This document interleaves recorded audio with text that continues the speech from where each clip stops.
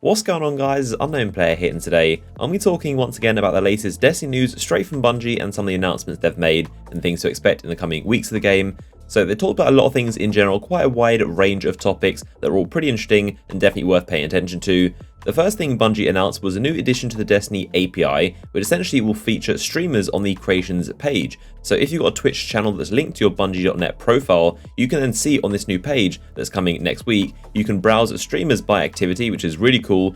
So you can go into like all, you can see streamers just playing Iron Banner, or just Crucible, or the Raid, or Strike, Story, Patrol, Missions, all that kind of stuff, and all the activities in Destiny. You can basically filter streamers by their activity they're playing. You can also filter it by language, so you can pick anyone you want, and it will bring up the streamers that only speak in that language.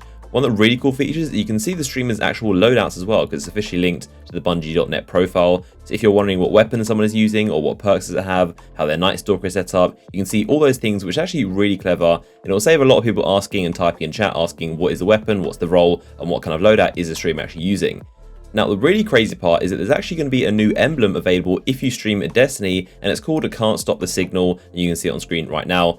So when Bungie launched this new integration, which they haven't said when it's going to be, but when they launched their new Twitch integration, if you stream for a total of 77 hours playing Destiny on Twitch, then you'll be awarded this emblem. It isn't retroactive, so it doesn't matter how many hours you've already streamed on Destiny up until this point, but when they launch it from then on, if you stream Destiny for 77 hours total, once you reach that milestone, you'll be given the Can't Stop the Signal emblem, which is actually quite a lot of time. You'll need to stream for the equivalent of about 2.5 hours every single day for a month straight. So it'll probably be a few weeks before the first people start getting it, but it's a lot of time you have to sink into the game. But it's still a really cool emblem, and if you see someone with it, you'll know they've streamed quite a lot on their Twitch channel, and they probably have quite a bit of an audience if they've streamed for 77 hours. In the process, it will definitely grow the Twitch audience for Destiny quite significantly, and the amount of people that will want this cool emblem and stream it just for it, and also in the meantime they'll grow audiences and maybe make something big of it. So it's definitely going to be really big for the Twitch community and grow the kind of directory as a whole. So really impressive interactions between Bungie and its community, trying to tap into Twitch and get more people streaming it, and of course it gets more publicity for their game, which is obviously a good thing as well.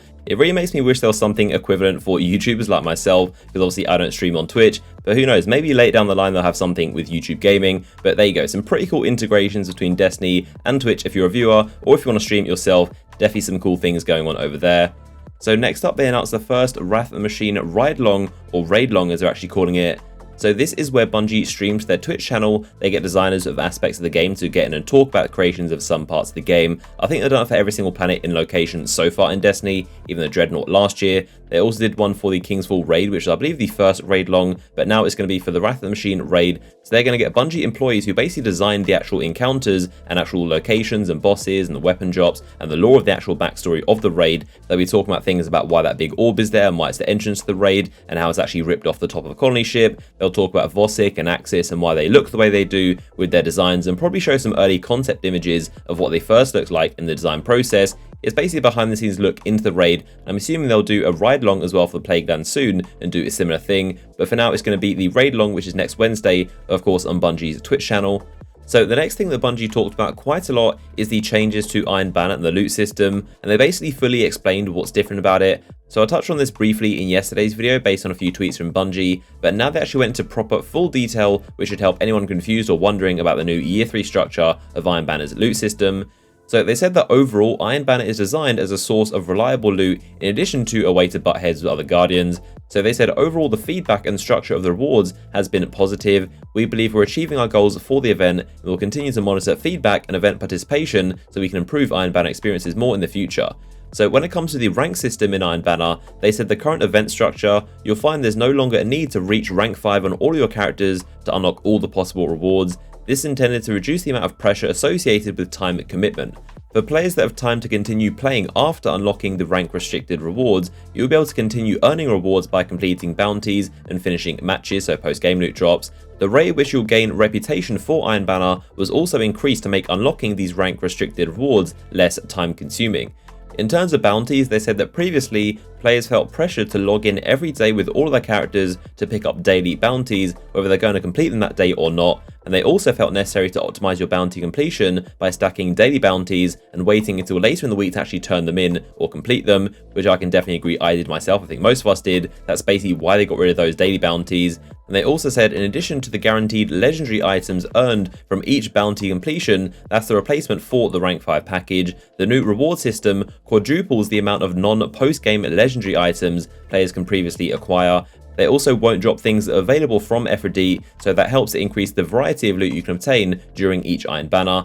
So next up, they talked about the actual quest, the introductory one for Iron Banner and what's going on with that, which is where a lot of people are confused about, what I touched on in yesterday's video. So they said the goal was for this introductory quest for Iron Banner to introduce players to new Year 3 Iron Banner. This quest was not intended to be a replacement for rank packages. So essentially what they're saying is that when you were getting those rank up packages last month, that was a one-time thing for that character's first time doing Iron Banner in Year 3. That's why you don't get that quest and rank up rewards anymore in the second month going forward. So if you were to start a new character or go on a character that's never done Iron Banner in Year 3, they would still get that quest for the first time, seeing as their introduction to the event. So that's essentially why you aren't getting that quest anymore and why you don't seem to get those rank up packages like you did in the first month, essentially a one-off for your first time doing Iron Banner. So they finished off by saying, we don't want you to have to feel like you have to grind for the sake of grinding. The event is technically more rewarding than ever in multiple ways, and they hope that the express goal reflects your experience. As always, your feedback is welcome. So hopefully that should explain and clarify everything that's changed with the Iron Banner loot system and why things may be a bit different.